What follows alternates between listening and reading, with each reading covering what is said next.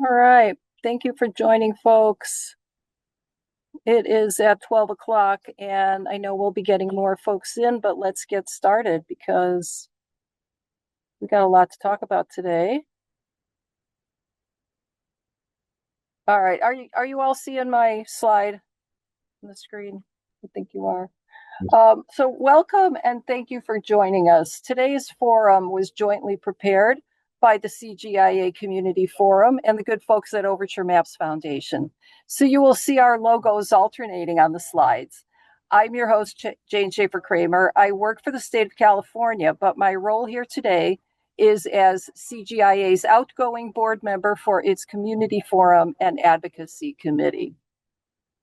I'm speaking to you from Sacramento, California, near the confluence of the Sacramento and American Rivers, which is the ancestral homeland of the Nisenan, Maidu, Miwok, and Patwin-Wintu peoples.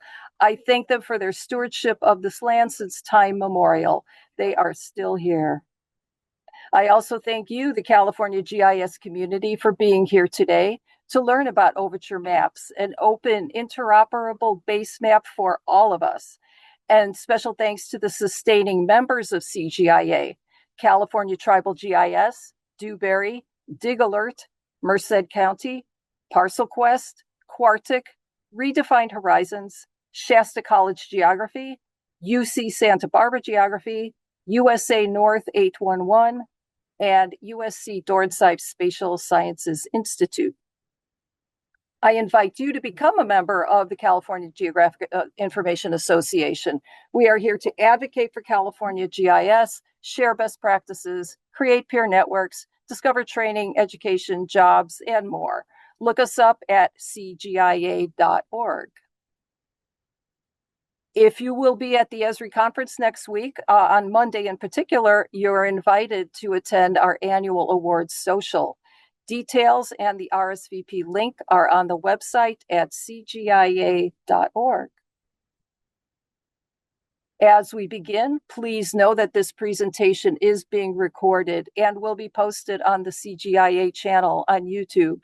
The open discussion portion will not be recorded. During the presentations, please use the chat for questions and discussion, and please stay on mute with your camera off unless you are speaking. Our agenda features an overview of Overture Maps and its practice.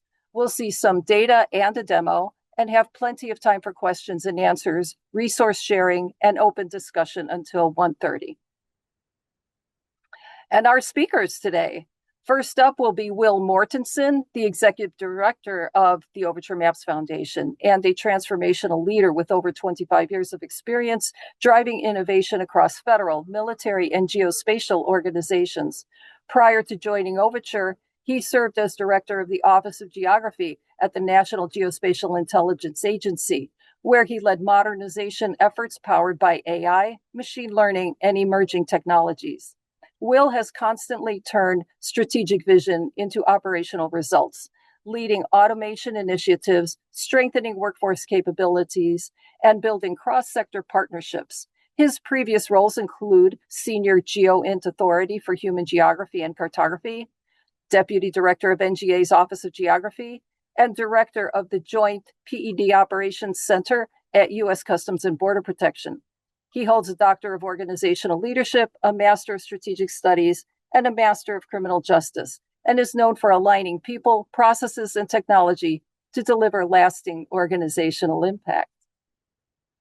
Next up, after that, will be Ryan Lopez. Ryan's a seasoned GIS professional leading Fresno County Department of Public Works and Planning's geospatial initiatives, where he oversees data strategy, integration, and innovative mapping solutions. With over a decade of experience in public sector GIS, Ryan Lopez has championed open data collaborations that enhance transparency and community engagement. He played a key role in forging Fresno County's partnership with the Overture Maps Foundation, developing workflows that ensure data accuracy and interoperability. Ryan is passionate about harnessing geospatial technology to drive innovation, streamline government services, and empower broader access to reliable mapping data. And then we'll hear from Stephen Moore. of Esri. He's a GIS engineer working on Esri's Living Atlas team. He's been with Esri since 2012 and for the last several years has focused on creating open data content products for ArcGIS users. And now I'm going to turn it over to Will Mortenson. Will, go ahead and let me know when you need me to switch the slide. Awesome. Thank you, Jane. Thanks for having us too. We really appreciate the opportunity to talk to the community. And like you said, feel free to ask questions, anything that you guys may be interested in. I noticed a number of my teammates are here, so if I can't answer it, I'm sure one of them will cover down for me. I've been at the Overture for a little under a year now. I think November will be my first year, so still learning a lot, but it's just been a great ride. So next slide. Really wanted to talk about, what is Overture, first of all, for all of you that are not familiar with what we do. We were founded about in 2022, kind of a collaboration between Amazon, or AWS, Meta, Microsoft, and TomTom, really with this kind of objective to create a reliable, easy to be used, interoperable open map. This kind of stemmed from the fact all of these organizations, and most of you that have worked in GIS a while will understand this as well. Everybody's creating a lot of the same data. And so this idea was, hey, why are we recreating the wheel? Why don't we kind of collaborate together? We'll save resources, we'll prove efficiency, and then we'll allow our engineers to go off and do kind of new innovative things because we'll be saving time and resources as a collective. Really what's included in Overture is our map data, which is kind of the best of open data sources around, whether that be government, crowdsourced, AI generated data that's then given a quality and validation check. So we really are trying to achieve market grade quality with the data through a number of these checks that we're running. And then an ID system, which is really unique and something that kind of drove me or spearheaded me to really take this opportunity to leave Overture, because I believe so much in what we're doing. Our ID system being the global entity reference system, which we'll talk about a little more. You can kind of think of that as a kind of this global passport for any entity that's out there on the map. Really built for companies, buildings, products, the public sector, who's kind of in need for interoperable map data, and then the open community, right? We want people to build off of this capability, develop new capabilities that they can link to it. And then, just to close out this slide, just to point out, one of the cool things about Overture is we're not one of these companies. We're a nonprofit foundation. We're umbrellaed under the Linux Foundation, which is known for open source development. And so we think we're kind of in a unique foothold in that we don't really speak for one organization or another. We speak for the collective body of people. Next slide. So this is the Overture community. Right now, we're sitting at about 50 members. You won't see 50 icons up here because some members choose to kind of keep their icons to themselves, which is fine. But really, when you look at this list of people, you have government entities, you have open source entities, you have nonprofits, large companies, small companies. And so really proud of this organization and the people that are partnering with us to kind of build this thing out. It's been really amazing to watch and see. And I think, the point I want to make here is, our members shape our priorities. It isn't just one company or two companies. Everybody has an opportunity to speak up. Everybody has an opportunity to sponsor innovative ideas. In fact, one of the things we've done this year is something called member-led innovation. So where multiple companies might have a similar interest, they can go off into a task force and kind of build out that capability, which we currently are working on right now. With an 3D imagery task force, as well as some change detection task forces that are occurring. So a lot of direct influence into our roadmap from that standpoint.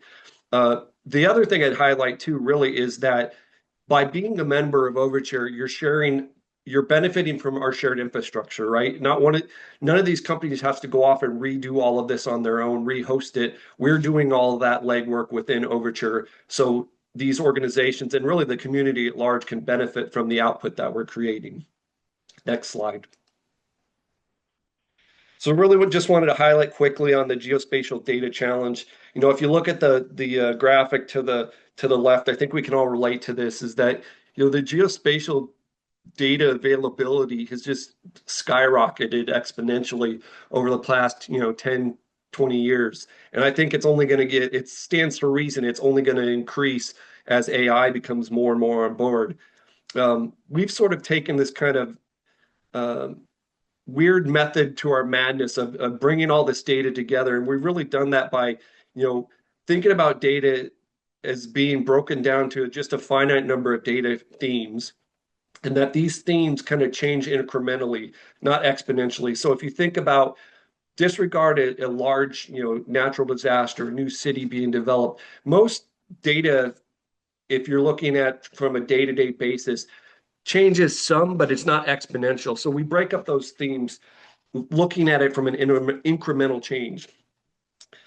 And then we attach these changes to these specific themes. The idea here is that we're helping organizations avoid the conflation tax. And for any of you that are geospatial experts, you all are very familiar with conflation and the fact that it is super expensive to bring all these disparate data sets together. In fact, we read somewhere that like organizations spend something like 90% of their time and resources on data preparation as opposed to doing added value analysis. And so what we're really trying to do is, hey, let's find ways to make this easier, more efficient, and generate something that the community at large can use that will save them time and energy and resources. Next slide, please. So really our deliverables are threefold. First, we have our reference map, which is sort of at the heart of what we do. The idea here is it's a stable foundation for matching, providing an anchor system, if you will, for users to match their information to our map. The second is our reference system, which is GERS IDs, or Global Entity Reference System. These are those actual like unique identifiers for each individual entity on the ground. So once you have your entity matched to that feature, now you can use that reference map regardless of the data type. And then extensions are essentially what we look at as that way to provide rich context to the data. We are not trying to create the richest, most in-depth map on the planet with Overture's map. What we're trying to create is a very comprehensive, very consistent and complete map, and then allow users to create extensions that will enable them to layer their data or share their data or specific elements of their data with that wider community without necessarily having to give away the farm, for lack of a better term. Next slide. So this is what our current themes are. We have 6 themes. I won't necessarily go through all the themes here. You can kind of read for yourself. This year, primarily, we focused heavily on our places data set. Right now, you see that's about 76 million points of interest. That theme in particular is growing exponentially. We have BrightQuery as a member. BrightQuery, if you're not familiar with them, they use a lot of government information to create a very large scale point of interest database. We're talking hundreds of millions of points on the ground. And so that data theme in particular, most of our team has been focused on this year, creating the matchers that enable us to bring in new information. And so that one's significant for this year. And so as our places matchers are put on board, we're starting to branch out into some of these other themes. I think Ryan will talk a little bit about some of the work they're doing with addresses, which is continuing to grow as well. But just wanted to give you a kind of a quick overview of what they're talking. The idea here, again, we're talking foundational data layers that are focused on coverage, completeness, and freshness. It's not necessarily about the richest data. And I struggle with that myself. Our CTO would tell you firsthand that I'm constantly thinking of ways, okay, we've done this. Now, what do we add to that data? And the idea isn't necessarily added directly. The idea is maybe a company out there or an organization has some rich information they want to share, or they have a service. They can link it to our map without necessarily having to give it away. And now everybody could benefit from it. You could create an service stream. So there's a lot of opportunity here for businesses and governments alike to share data without necessarily having to give it away. Next slide. Just some examples of our data sources that we use. This is just a smattering of sources, but I wanted to give you an idea. There's government data, there's open source data, there's actual commodity data that's been donated and given to the group that we've incorporated in. So it's really a large effort by the community. Next slide. And this graphic just kind of gives you an idea of what we're talking about, right? This idea where we're bringing together the best of every available data source to create the richest data set available, the most complete data set available. And then the users can decide, hey, I like this, I don't like this, I want to take this out, I want to add this. Or maybe you have another set of data, for example, that is a buildings data source you would want to add to this to make it even more enriched. The key here is that you have that opportunity utilizing Overture. Next slide. Just briefly wanted to talk again, kind of how we make interoperability with GERS. As you know, I've been trying to establish Overture is really about open data, but the key is we needed to focus on interoperability. And in order to have interoperability, we had to have a common way we're referring to data on the ground. One of my challenges in the government I had, we would call it the proverbial lighthouse problem, right? You had folks making maritime maps, folks making aeronautical maps, geographers making maps, and they would all call a lighthouse different things, right? Well, if you're not referring to that lighthouse in the same fashion, you have no mechanism or way to actually bring your data together. And I think as we're moving more and more towards digital twins, we need to have a common lexicon and a common way we can refer to that proverbial lighthouse or that building on the ground. So that way we can all say, hey, that's building 6. I don't care what your schema is per se. I don't care what your data looks like per se, but I know that's building 6. And by using bridge files or link tables, I can link back to that specific feature. And now we're all talking the same language. And so that's kind of what the graphic here on the right is trying to show, is this kind of layering approach to the data. The Overture map is just merely that kind of visualization, but all that additional context is what users can lay upon that on their own. Next slide.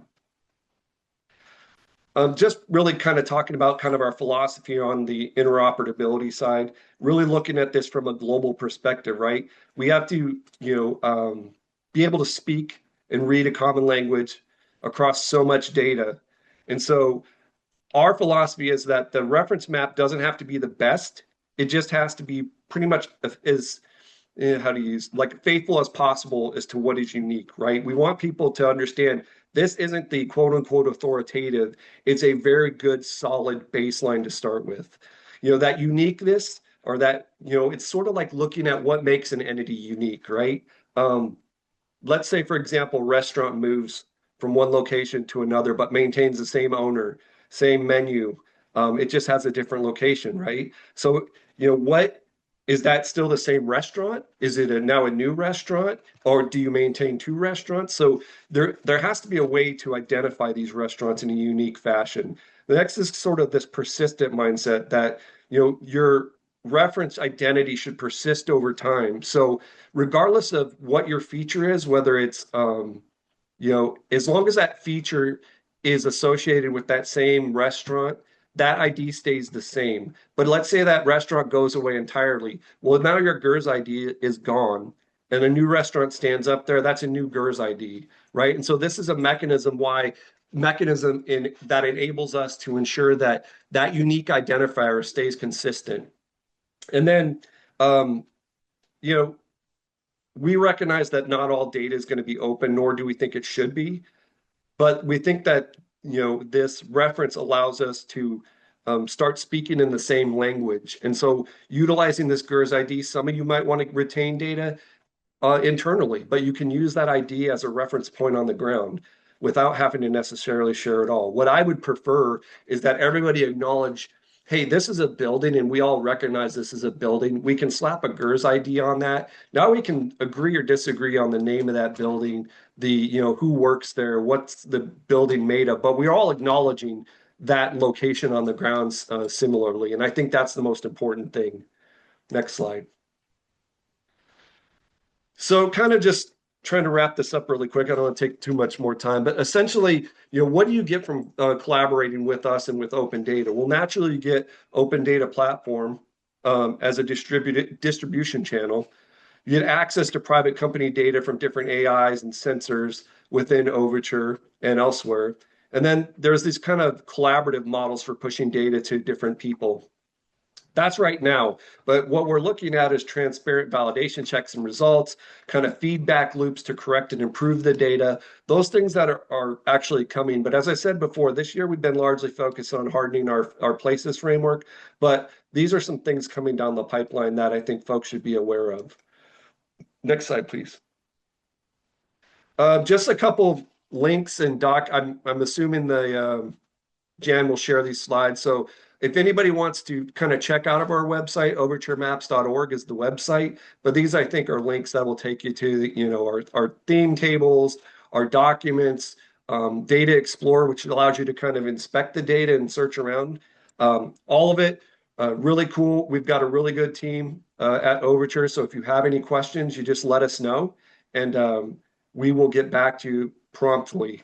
Next slide. I think that's the main. So we will be at Esri, booth 233. So if you're out in San Diego, myself or one of the team would love to see you, chat with you, answer any additional questions you have. And with that, I think I have one more slide. This is our website, GitHub link, and socials. So with that, I'm gonna hand it over to Ryan and let him do his thing. But thank you again so much for the opportunity to give a brief overview of Overture. Really appreciate your time and look forward to any questions you might have. All right. So thank you. Thank you, Will. Appreciate that. And we're going to turn it over to Ryan Lopez now of County of Fresno. I just want to remind folks, go ahead and use the chat, jot down your notes, things that you want to ask, and we'll address the questions at the end of all three presentations. So take it away, Ryan. Hey, everybody. I am Ryan Lopez. I'm a senior IT analyst here with Fresno County Department of Public Works and Planning. We're like a GIS IT unit kind of embedded within Public Works and Planning. So my GIS role is very specific to that. But the story of why we decided to become a member of the Overture Maps Foundation was simply because we're being tasked with maintaining our regional data set, meaning the addresses, street center lines, parcel layers, all that. And it's something that we do, something that we're used to. But the problem is like some of our state partners are asking for data now for these larger state initiatives, and they want data in their shape, right? Same thing is true with the National Address Database. They all want it in their shape as well. We have a decent sized team. I think Fresno County kind of sits in California in between a large metro and small rural community. So I think our role, at least within Overture now, is that I feel like we have a pretty decent something to bring to the table to kind of satisfy both of those worlds. And so our team is constantly working on trying to update our data. So it's really hard for us to try to reshape data to get it out and push it up to these larger programs. Thus, that's what I was excited about when I first heard about Overture, particularly their GERS ID, because all of these systems are asking for some type, like Next Generation On1 is asking for like some type of unique identifier.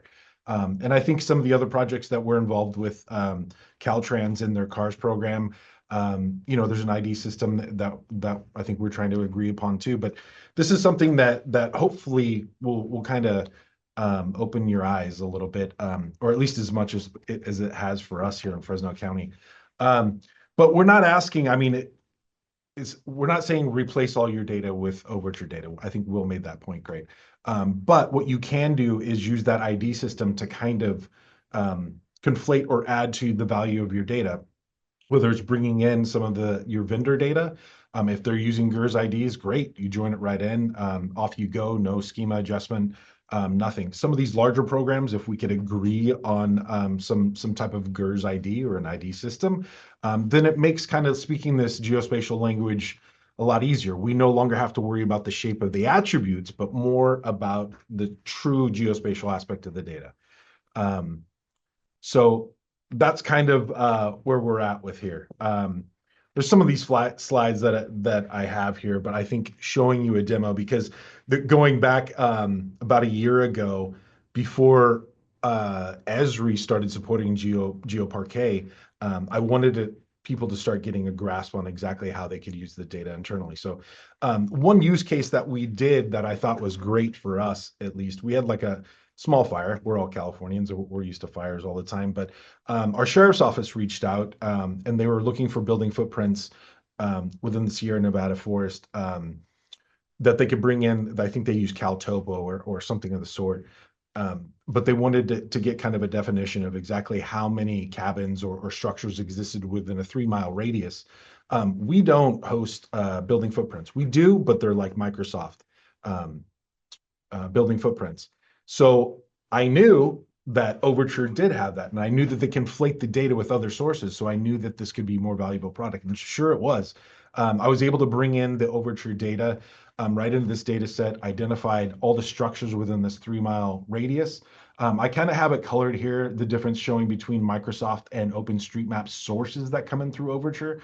But I was able to get that out super quick right to the people. They were able to bring that in as GeoJSON into CalTopo, and then off they go to do their work and start evacuating cabins. So it's a small use case, but I think you could see the larger scenario of how that could be beneficial to us. But what I really wanted to show off here is that I created an Overture Maps add-in for ArcGIS Pro.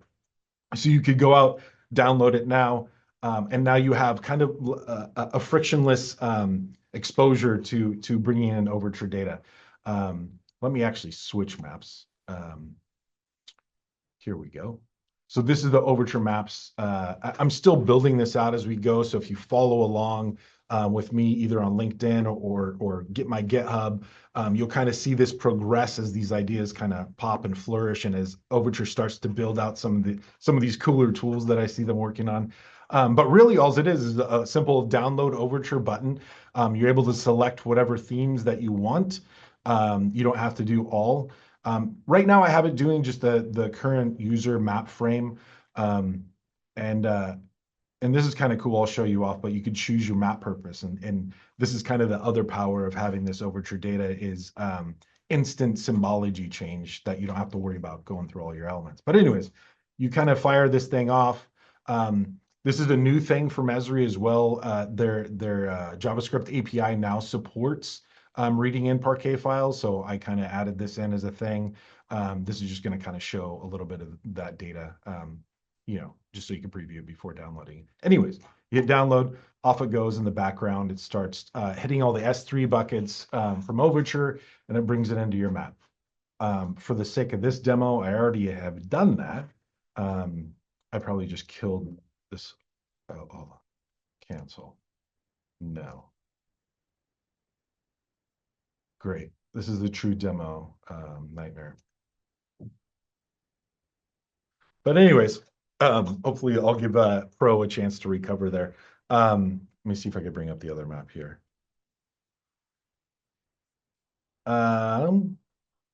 I also created just recently this Gerzify your data thing as well. So once you bring in and download that Overture data, what you could do is now match it up with your own data. And what it does in the background is starts doing proximity searches. It takes your addresses, across the range. It concatenates them. And then it finds where all these matches are. So now it's giving you an easy way to start Gerzifying your own data to achieve that Gerz ID.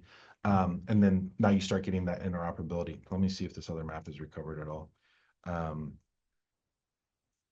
just say yes. Anyways, let's see if it'll do it in time. Oh, I shouldn't have hit that button. Let me see if I can cancel out of it. Oh no. This is all bad.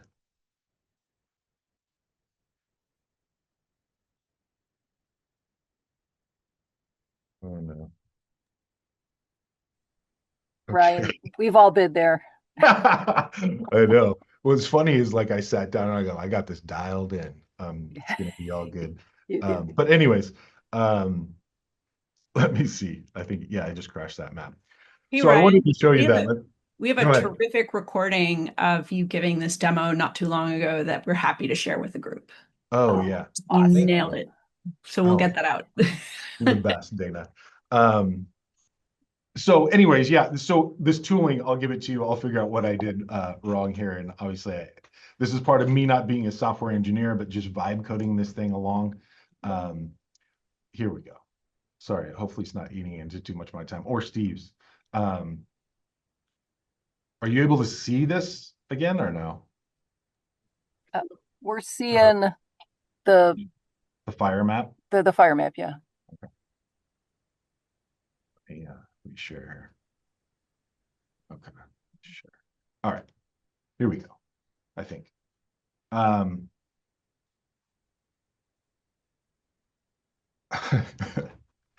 Anyways, it's gonna come along. Holy moly, how embarrassing. But this will fire up. The tool brings in the data that you want. I wanted to show off this choose map purpose because it really allows us to be able to switch between the symbology types and kind of go on the fly. My thought process is once we start tying these GERS IDs into the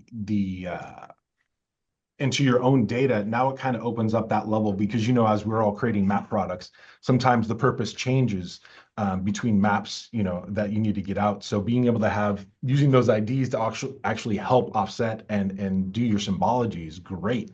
And what I wanted to show here is just how quick it was. But yeah, so this is a large area around Fresno County, but you just simply hit it, apply it to the map, and then it's going to go through, apply all your symbology instantly. But look for it. There's going to be a whole bunch of other changes, but that's your first way to start working with Overture data within your own world. But go out, have fun, explore the use cases like I am, and I can't wait to hear what you're doing with it. So thank you. I yield my time. All right. All right, Ryan. So I put your LinkedIn thing in the chat. Right. If you could put your GitHub information in there. Yeah. I didn't find that yet. That'd be awesome. All righty. And now we're going to turn it over to Steve Moore of Esri and to show us, what's going on between Esri and this data. Yeah, definitely.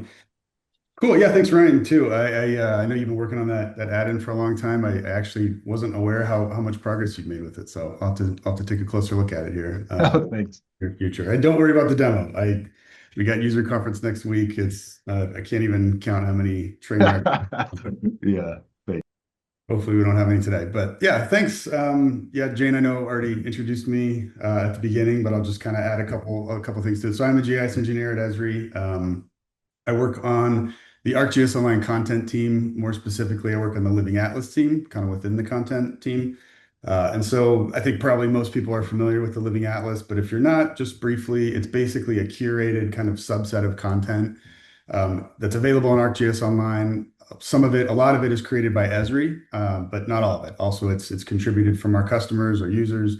And it really, the idea is that you can have a certain level of kind of confidence in that data based on how frequently it's updated, how accurate it is, the provider that it's coming from, just kind of a good go-to place for at least a starting point in a lot of cases. So yeah, I'm going to talk about what Esri is doing with Overture as far as the project, what we're doing with the data, and yeah, get started. So I think Will basically covered everything on this slide, so I won't really dwell on it. I guess I'll just kind of emphasize that obviously Esri is a member of Overture Maps Foundation. We joined in early 2023, pretty soon after the project was started, and we're at what's called the general member level. So we're kind of one step down from the steering committee level. And then the other thing I'll point out, and actually Ryan, I think, did a good job of covering this as well, but the data is GeoParquet. And I point that out, I think Ryan pointed it out too, because Esri, we're still working on our support for GeoParquet. It's a relatively new file format. It's only been around, I think, for 3-ish years.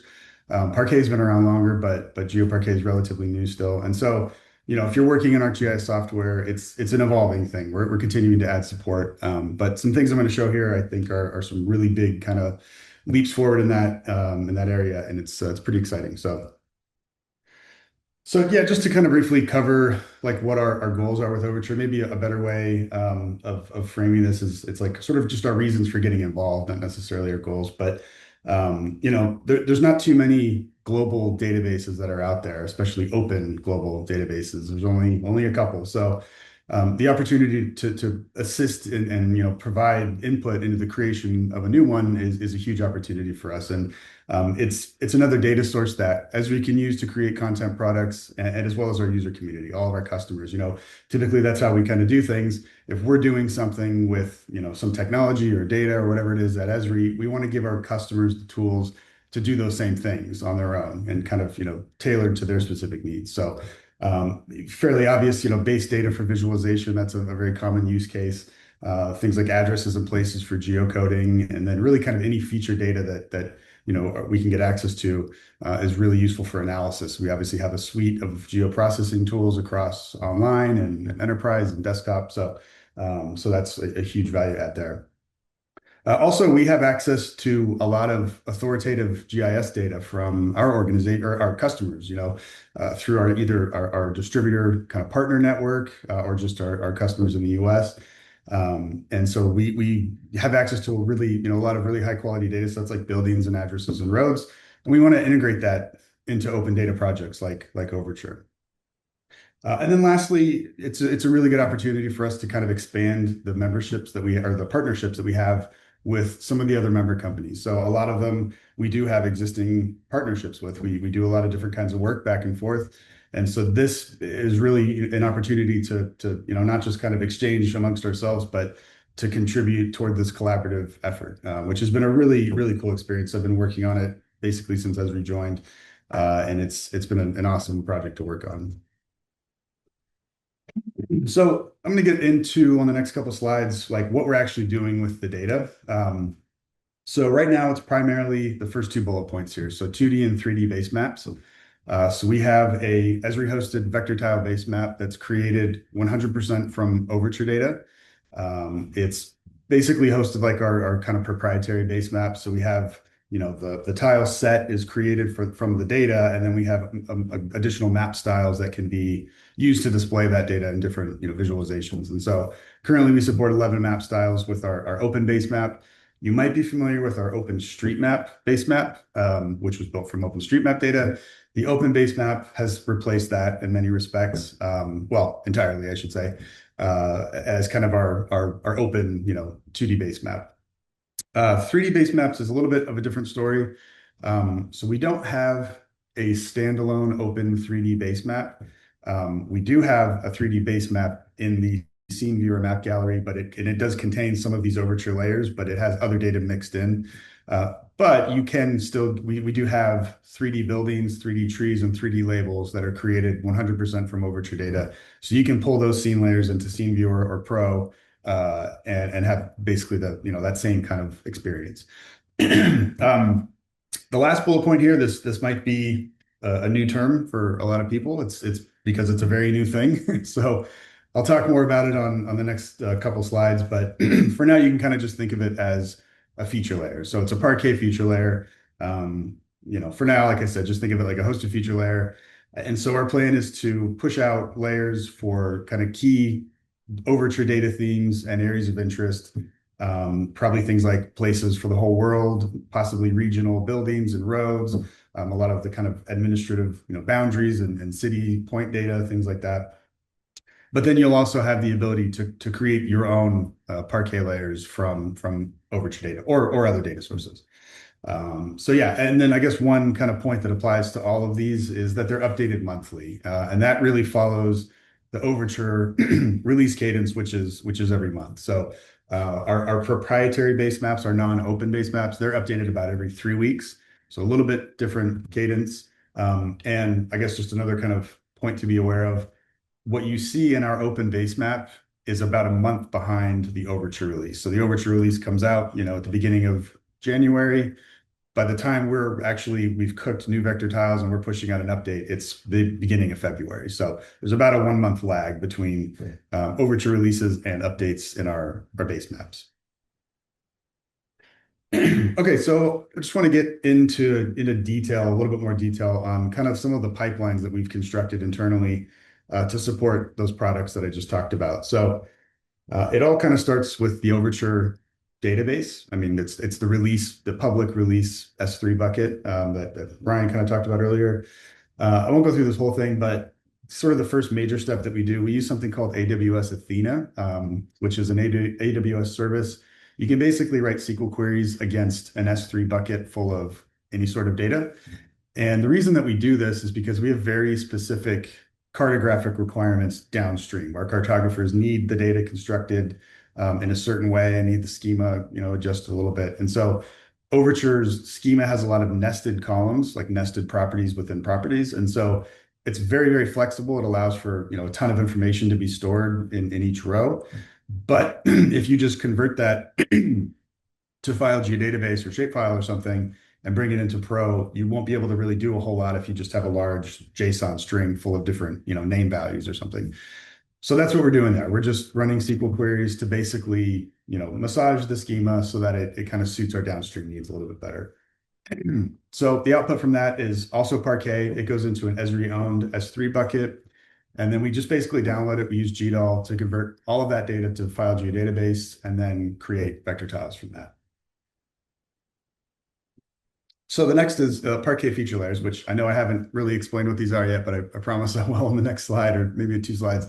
Currently, the only way to create Parquet feature layers is with data pipelines. I'll show a demo of that at the end. And so that's what I'm currently using to try to pull together some layers that we can hopefully release in beta by next week for user conference. I think there's probably going to be some presentations that feature that. I'm giving one as well. So you should expect to see Parquet layers popping up probably in several different sessions. But that's basically the story for right now. It's data pipelines is the only way to create these Parquet feature layers. For the Open 3D base map, which I said is kind of a combination of these Open 3D layers, it's all internal tooling. So it's not anything that we expose in any off-the-shelf software. It's all just an internal pipeline. We basically ingest the raw Overture data straight from the S3 bucket and then output 3D layers, and that's kind of the whole story there. One thing that I actually didn't mention on the previous slide, we're actually also using Overture data in our proprietary base maps and our non-open base maps. So we license data from commercial data vendors, but in many cases in developing parts of the world, we don't have good commercial data coverage. And so in the past, we would sort of fill in those gaps on more or less a country by country basis with OpenStreetMap data. And so our community maps team is the team that kind of handles that. And they've transitioned over to using Overture data. And they're using a tool called DuckDB to do that, which I won't get into too much detail. I'm sure a lot of people are familiar with what DuckDB is, but it lets you kind of do a similar thing where you can write a SQL query from a Python script, for example, and extract out just the data that you want and kind of, format the schema the way that you want it. And so that's what they're using to again, just sort of extract out certain data themes for different countries and fill in those gaps around the commercial data that we have. And then one really key thing to point out is there's actually data flowing back the other way. So we're contributing data from our community maps team through our community maps team back into the Overture pipelines. And then a lot of it ends up making it out into the releases. So to kind of go into more detail on that, the community maps program, again, I'm sure most people have at least heard of it, but basically it's a way for our customers to give us their data and we can include it in our base maps. So, it kind of started where people, they want to use our base map tiles. They don't want to create their own, but they look at our data or our tiles and they see that they have more current data, more detailed data, whatever it is. And so they want to give us their data so that we can include it in our vector tiles. So that was kind of the origin of that program. About 4 or 5 years ago, we added this option to when you contribute data, there's like a little checkbox and it says that you basically are giving Esri permission to reshare your data with open data projects like OpenStreetMap and Overture. So we added that, like I said, about 4 or 5 years ago. Since then, the primary contribution is buildings. And these numbers are probably a little bit low, actually. We're in the process of updating this contribution.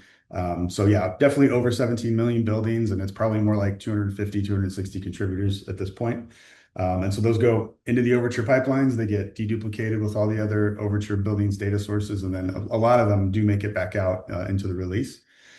We're also contributing translations for place names. So we have our own localization team internal at Esri. If you're familiar, you can change the locale of your base maps in your ArcGIS Online organization. So if you're in Vietnam, you can still use our base map tiles, but switch to Vietnamese, and you'll see the language of a lot of the labels on the map switch to Vietnamese. And so we've contributed several thousand, I think about 3,500 at least, localized place names in all of our 40 supported languages. We're actually in the process of updating that as well. We're going to be adding several thousand more, hopefully in the next couple months. And then there's a couple examples here of things that didn't actually come through our Community Maps program. I mentioned this a little bit earlier, but Esri has a global network of distributors all over the world and all sorts of countries. And so there's been a handful of cases where we've had a data set kind of brought to us, facilitated by a distributor that we've been able to contribute to Overture as well. So a couple of examples I have here. IGN Spain is the national mapping agency for Spain. So we got buildings for the whole country that was handled through in conjunction with Esri Spain. And then for the city of Vancouver, this was actually part of sort of a GERS adoption project that Esri Canada had engaged with the city of Vancouver on. And so as part of that, their buildings data was contributed to Overture as well. So last slide on kind of these sort of technical things. I call this a functionality matrix. I've shown this many times. I don't know that that's the most accurate way of describing it, but it's kind of how I think about it. So, and this is sort of from my perspective, or at least from the ArcGIS Online content team's perspective.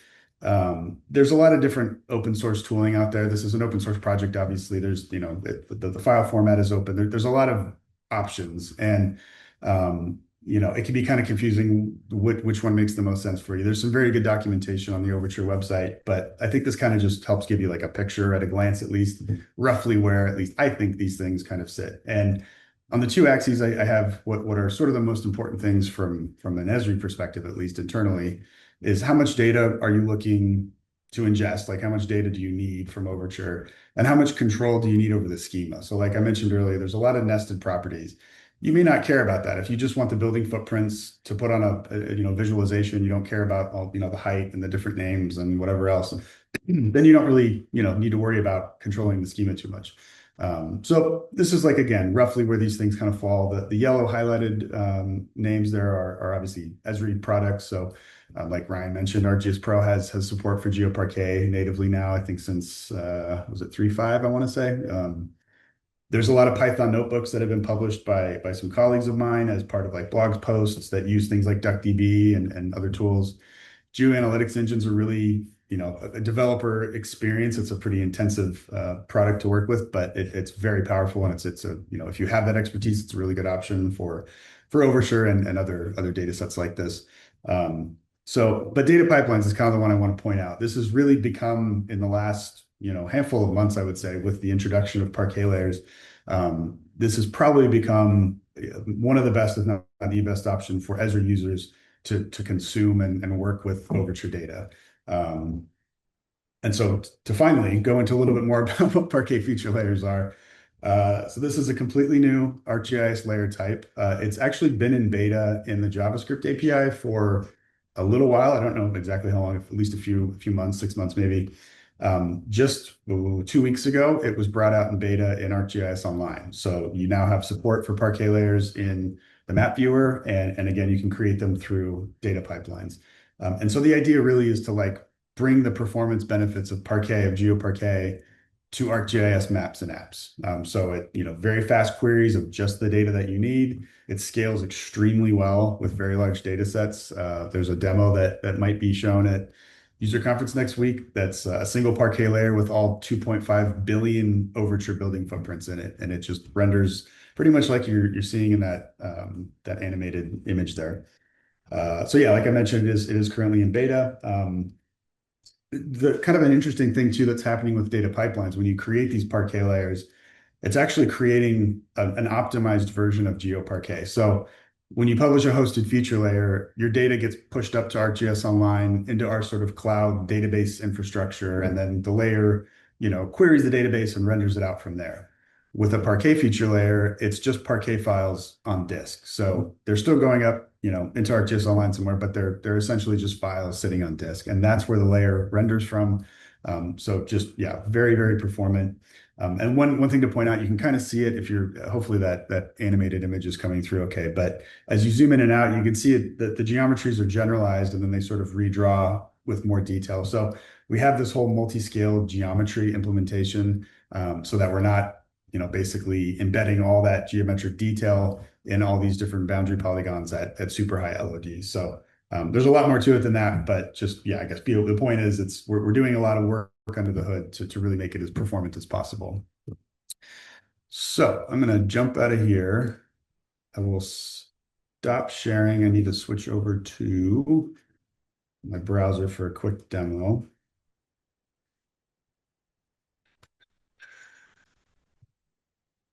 Is that coming through? You see a bunch of boxes? Yep. Yes. Okay. So yeah, this is data pipelines. I'll just give a brief, summary of what it is if you're not familiar. Basically, as you can see, it kind of looks like a model builder experience. If you've ever used that, you can basically string together inputs and outputs, and then a bunch of processing tools in the middle. And really, the intent with this is that you can reach out to like remote data repositories, typically cloud hosted. So S3, Azure, there's a handful of others, but that's really the focus. And so this is the data pipeline that I use to create an Overture Places parquet layer. And so the input is directly to Overture's public S3 bucket, the release bucket. This is the June release. The July release isn't quite out yet. And I'm just specifying the theme and the type. So theme is places, type is place. Won't go through all this. It would take forever, but just wanted to kind of step through, I guess, a couple of these tools. So the first one here is a filter, an attribute filter. So I'm filtering I only want places that have a value for basic category, which is kind of the most basic level that still makes sense, I guess you could say, of category for places in Overture. And then also I'm filtering, I can open it here. I'm also filtering by the confidence score. So the confidence score is an attribute within Overture that sort of gauges how, I would say the overall quality of that point, that it exists in that location, the type of business, the name of business, the things like that. So just kind of putting an arbitrary threshold here of 0.7. It goes up to 1. A lot of these are actually good examples of what I talked about earlier with the sort of nested columns within the Overture schema. So if I open this one up here, I'm just calculating a new field from an existing field. So there's a websites field, which is an array of potential array of website values. So there could be more than one, but we can't push that array through to the parquet layer. So I'm just pulling out the first string that's in that website array and creating a new column called website and doing that for kind of all of these. So email, social media links, phone number, addresses, etc. Here we're unnesting the names property, and in this case, it's to get the brand name for that business out. So they're nested in a slightly different way. So, with these fields, you can kind of handle them differently just because of the sort of the data type of the field. So we're basically doing the same thing, just doing it in a different way for names. Also the taxonomy, which has the full kind of hierarchy of place categorization, doing the same thing there. And then it's really just sort of text formatting, some string formatting after that. And then, yeah, selecting all the fields we want to include in the output and publishing that parquet feature layer. So the end result of this, so this is a web map that I've put together, hoping to have this and a couple others out in beta next week before user conference. So yeah, I've got a lot of information here you can take a look at. It's not publicly shared currently, but again, I hope to have that out there by next week. And so what this ends up looking like I talked about earlier, I mean, it essentially behaves like a feature layer, a hosted feature layer. You can do a lot of the same things. There are still some limitations currently just because, this is a very new thing. So we can't do things like run analysis tools on these layers, some things like that. But if I click on a point here, I've got this pop-up formatted to kind of show all the relevant information. There's a couple different categorization columns. So the basic category that I talked about earlier, primary category, which is kind of the most, one of the more granular, basically, categories out of the hierarchy.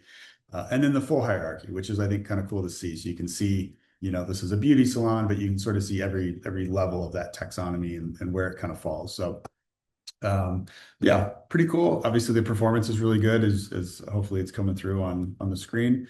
One kind of cool thing I like to show that is currently supported is just a basic filter. And so I can filter by basic category. And we're obviously over downtown San Diego. So a lot of you are probably going to want to know where the restaurants are next week. So I can just filter by that basic category, or maybe see where the bars are. So um, so yeah, really excited about this. Like I said, hoping to have it out in beta next week. And I will be at user conference. I'll be giving a demo theater on open data. It'll be some of the content that you saw today, but some other stuff added in. But that will be Thursday morning in one of the demo theaters. So yeah, check that out if you're interested. And then I'll also be at the Living Atlas Island. I think the booth will be like base maps and Overture, base maps and open data, something like that. So I'll be there pretty much all week.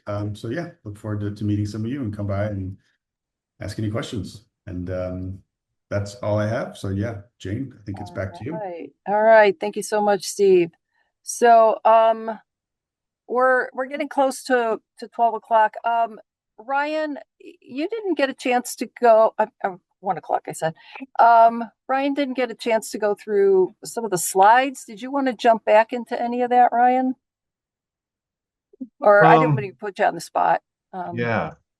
Let me see if I still have them up. Or I can. I mean, I did want to show, now that my map recovered, go ahead. at least some of the Gersification stuff, because it's pretty cool. I just got that set up within the last few days, but I took our addresses and then in this tool here, the Gersify your data, I was able to pull in our regional addresses, and then the tool fires off in the background, but it shows where our addresses don't get a GERS ID. The city of Fresno has actually gone through and they've done a lot of updates recently. So you can see where the reds are actually brand new neighborhoods. So those haven't quite made it to the Overture release yet. But those are queued up. I hope. I saw that Jeff was on the call too. He kind of handles that for the addressing task force that I'm on as well. But yeah, so these are kind of like where the data differs, but all of our addresses now have their GERS ID associated with them as well, just by using this tool. So but those pretty cool. But yeah, that's the one thing I really did want to show. But thanks for that, Jane. All right, cool. Thank you. So I guess we're going to go off into questions and that, but before, I know we're going to lose some people at 1 o'clock because y'all got meetings and stuff. So I just want to, say thank you on behalf of CGIA. Thank you to our presenters and CGIA. I've been involved with them for a number of years now. We've long been interested in how can we get the infrastructure, spatial data infrastructure for California built up better. And I work for government, and I now realize government can't do everything. And I love to see partnerships like this, bringing their creative, minds together to solve problems at this level. And I think we can all benefit from this data. And anyway, CGIA is involved with advocacy work and that. So consider joining us. It's only like $50 a year. You could probably get your employer to reimburse you on that. Think about joining us. So CGIA.org. And now I'm going to turn off the recording and we'll go through questions and open it up for comments. I want people to feel free to do that. So thank you again, everyone. And I'll stop the recording and then we'll continue.